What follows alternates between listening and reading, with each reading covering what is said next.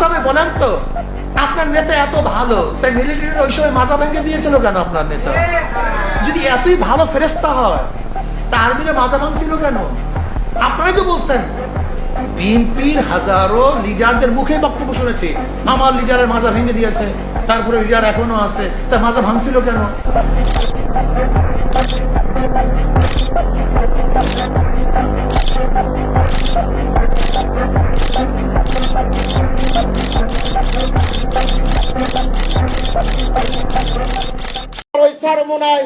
সরমোনায় তোমার দাঁত দুইটা ভাঙছে।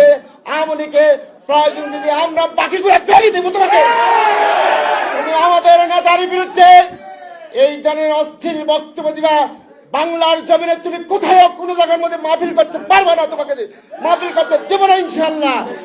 ভিক্ষা করে খাও, ভিক্ষা করে চালাও। এত সম্পত্তির মালিক কোথায় থেকে হয়েছ?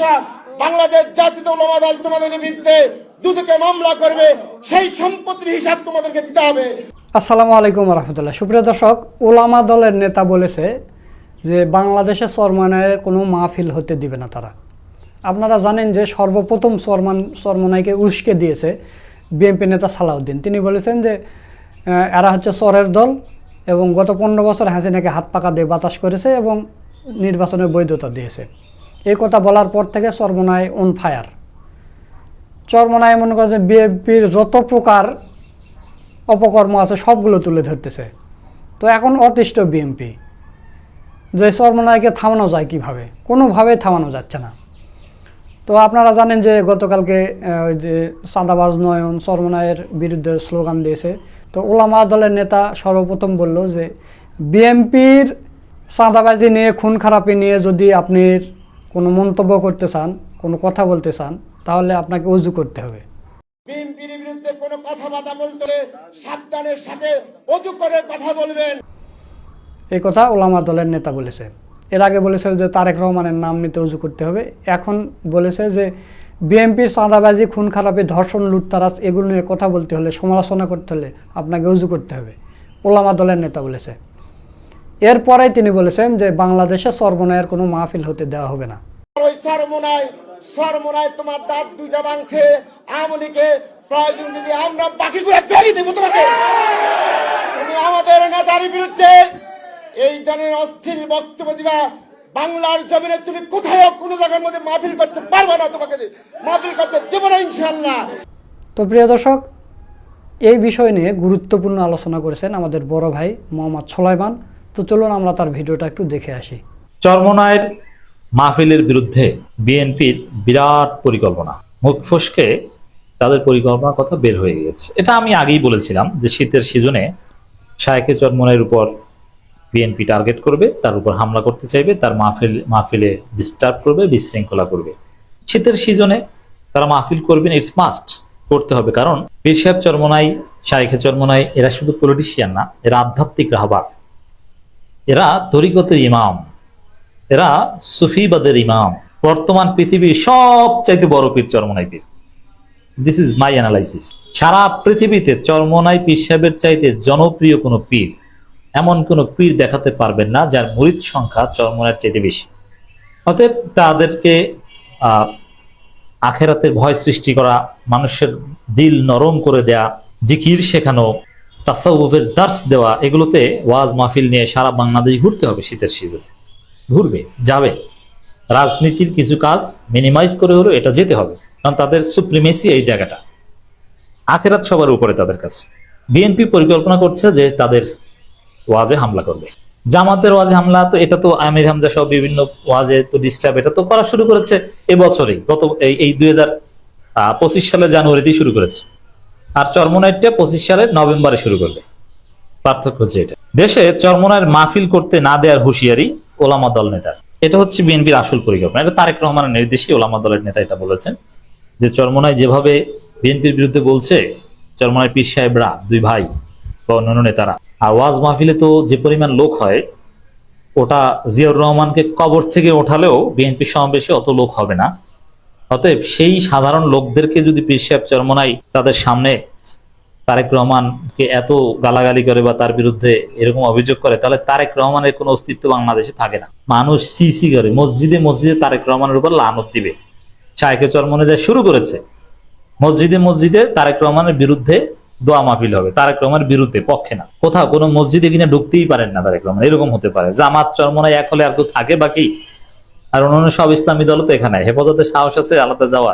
জমিয়াত, ওরা তো পোল্টি মারলো বলে, ও জমিয়াত কি, ওদের ওদের কোনো দাম আছে? ওদের কেউ চেনে? দৈনচে একটা পার্টি, ওগুলো কিচ্ছু না। ওদের সারা বাংলাদেশে 50,000 ভোট আছে। ওদের ওদের ওয়াজে লোক হয়, এই জমিয়াতের আলেমদের ওয়াজে লোক হয় নাকি? ওরা কিচ্ছু না। আর তারাও ভয়ে আসবে, এই জামাত চরমনায় বলয় আসবে, এই জন্য আমি তাদেরকে ধরিনি এখন পর্যন্ত। তো দর্শক, বিএনপির সাথে কেউ নাই, ওরাও ট্রেন্ডিং এ আসবে, ছেড়ে আসবে। বিএনপিকে সবাই ছেড়ে এসেছে। ওলামা দলকে তারেক রহমান মাঠে নামিয়ে দিয়েছেন, যে যেহেতু হুজুররা বিএনপির বিরুদ্ধে মাঠে নেমেছে, মসজিদে বিএনপির বিরুদ্ধে কথা বলা হয়, বিএনপির অবস্থা তো একদম ধ্বংস হয়ে যাবে। কারণ হাসিনার আমলে মসজিদে হাসিনার বিরুদ্ধে, আওয়ামী লীগের বিরুদ্ধে বলতে পারতো না, চরমনাইও এরকম বলতো না। আর জামাত শিবিরে কেউ বললেই তাকে ধরে নিয়ে যাওয়া হতো। এক পর্যায়ে জামাত শিবিরের লোকজন চাকরি বাঁচাতে বরং মুজিব বন্দনা করত, যেটা সত্য কথা। এজন্য মসজিদগুলো কখনো আওয়ামী লীগের বিরুদ্ধে ওইভাবে যায়নি, খুব কম। শেষের দিকে জুলাই আন্দোলনে কিছুটা হয়েছে, কিন্তু বিএনপি ক্ষমতা আসার আগেই যে অবস্থা তারেক রহমান দেখলেন, সব মসজিদ থেকে বিএনপির বিরুদ্ধে কথা হবে। কারণ বাংলাদেশে অধিকাংশ ইমাম চরমনাই, আর জামাতের তো আছেই, বড় দল জামাত সবচেয়ে, তাদের তো ইমাম কম, তাদের আলেম ওলামা তাদের দলে কমে যাচ্ছে, সাধারণ শিক্ষিত লোকজনই বেশি, কিন্তু তারপরও অভাব নেই, আছে সবচেয়ে বেশি চরমনাই। তো এই জায়গাটায় বিএনপির অবস্থা তো খারাপ। পীর সাহেব চরমনায়, শায়েখে চরমনায় শুরু করেছেন, তারেক রহমান তো নাই হয়ে যাবে। এই জন্য তারেক রহমান বলছে ওলামা দলের তোমরা কি ছিল, নামও রাজপথে বলো। এই জন্য ওলামা দল দ্রুত তারেক রহমান নির্দেশে প্রোগ্রাম করছে।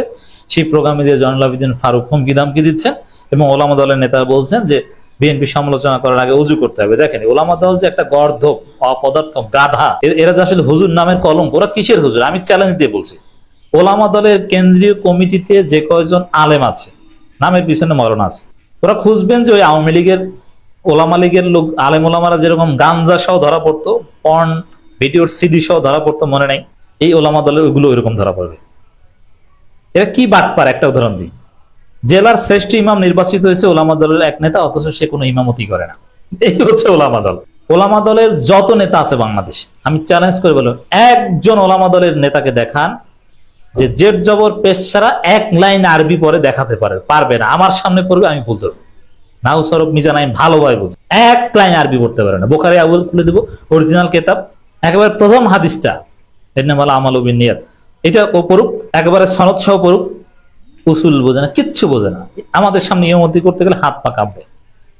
একজন হাফেজ আছে, কোরআন তেলাওয়াত করতে পারবে শুদ্ধ, এটা আমি মানি, কিন্তু জেড জবর পেশ ছাড়া আরবি পড়তে পারবে না, ইবারত করতে পারবে না। এই হচ্ছে ওলামা দল। এরা কোনো আসলে আলেম না, এরা ওলামায়ে সু। কোন পর্যায়ে এলেম থাকলে বলে যে বিএনপি সমালোচনা করতে হলে অজু করে আসেন? তাহলে বুঝেন যে এরা কোন আলেম, কোন মাদ্রাসায় পড়ে আলেম হয়েছে। ছাত্র জীবনে ছাত্র দল করলে এলেম কত দূর, এটা তো বোঝেনি। তো এই ওলামা দল বলছে দেশে চরমনায়ের মাহফিল করতে না দেওয়ার হুঁশিয়ারি দিবে না। হ্যাঁ, এটা তারেক রহমানের নির্দেশ। চরমনায়ের মাহফিলে ডিস্টার্ব করবে, আর জামাতপন্থী আলেমদের মাহফিলে ডিস্টার্ব করবে, এটা অনিবার্য। আমির হামজার উপর হামলা করবে, এটা অনিবার্য।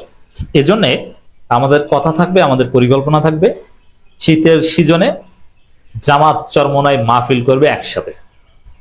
আমি পরিকল্পনা আগে জানিয়ে দিচ্ছি। প্রত্যেকটা ওয়াজে প্রধান বক্তা চরমনায়ের কোনো আলেম বা নেতা থাকলে, দ্বিতীয় প্রধান বক্তা থাকবে জামাতের আলেম বা জামাতের বক্তা। কোথাও যদি শায়েখে চরমনায়, সাপোজ শায়েখে চরমনায় মেহেরপুর গেছে ওয়াজ করতে, প্রধান বক্তা, দ্বিতীয় প্রধান বক্তা থাকবে আমির হামজা। কোথাও হাফিজুর রহমান সিদ্দিকী গেছে, সেখানে আরেক বক্তা থাকবে তারেক মনোয়ার। একই প্রোগ্রামে পীর সাহেব চরমনায় বক্তব্য দিবে, মিজানুর রহমান আজহারী বক্তব্য দিবে। আলাদাভাবে শুধু জামাত চরমনায় আলাদাভাবে কোনো প্রোগ্রাম ওয়াজ করবেন না, সব ওয়াজ আয়োজনে ব্যালেন্স করে করবেন। কারণ যারা চরমনায় হুজুরদেরকে দাওয়াত দিবেন, জামাতপন্থী আলেমদেরকে দাওয়াত দিবেন, তারা নিঃসন্দেহে এদেরকে ভালোবাসেন। তারা প্রত্যেকটা ওয়াজ কমিটিতে চরমনায় জামাত মিলেমিশে করবেন, এবং মিনিমাম 100 যুবক থাকবে। এটা চরমনায় যে থাকে এটা বলা লাগে না, তাদের একেবারে ইউনিফর্ম পরা থাকে। বড় বড় বাঁশের লাঠি দিয়ে 100 যুবক রেডি থাকবেন। স্টেজের আশেপাশে বিশাল বিশাল বাঁশের লাঠি, স্বেচ্ছাসেবক পরিচয় রাখবেন, এটা বৈধ। এটা চরমনায় এমনিতেই রাখে, শৃঙ্খলায় আছেন। 150 জন থাকবে শিবিরের, 50 জন থাকবে চরমনায়। কোনো পান্ডা যদি ওয়াজে বাধা দিতে আসে, ওকে ওইখানে জয় বাংলা করে দিবেন, ওর পায়ের গিরা থেকে মাথা পর্যন্ত পিটাবে। স্টেজে বিএনপির কোনো লোকজন থাকতে পারে, কেউ যদি হুজুরকে বাধা দেওয়ার চেষ্টা করে ওর মুখের উপরে বাঁশ দিয়ে দেবেন। চরমনায় ওয়াজ ঠেকাবা, ঠেকাও। আমি যে কথা বলছি না, আমি দায়িত্ব নিয়ে বলছি, এটা বাস্তবায়ন হবে বাংলাদেশের সব ওয়াজ মাহফিলে। আর ওলামা দলের লোকজন ওয়াজ করবে, ও নাহমাদু ওয়া নুসাল্লি আলা সুর দিয়ে 1 মিনিট বলার মতো যোগ্যতা আছে, আর ওর ওয়াজে ডাকবে কে? ওলামা দলের লোকজনকে ওয়াজে কেউ ডাকবে? জামাত চরমনায় ওয়াজ করবে বাংলাদেশে, তাদের ওয়াজ যে ঠেকাতে আসবে পিটাই ওর হাত পা ভেঙে দেওয়া হবে। দেশের কোথাও চরমনায় পীরকে মাহফিল করতে না দেওয়ার হুঁশিয়ারি দিয়েছেন জাতীয়তাবাদী ওলামা দলের আহ্বায়ক মাওলানা কাজী মোহাম্মদ সেলিম রেজা। তুই যা ওয়াজ করতে, তুই ঠেকাইস পারলে আসিস, আমরা দেখে নেব। সুপ্রিয় দর্শক, আপনারা সুলাইমান ভাইয়ের ভিডিওটা দেখলেন। তো সব মিলে আজকের ভিডিওটা আপনাদের কাছে কেমন লেগেছে? যদি ভালো লাগে ভিডিওটা শেয়ার করবেন, লাইক করবেন। সকলকে ধন্যবাদ। আসসালামু আলাইকুম ওয়া রাহমাতুল্লাহ।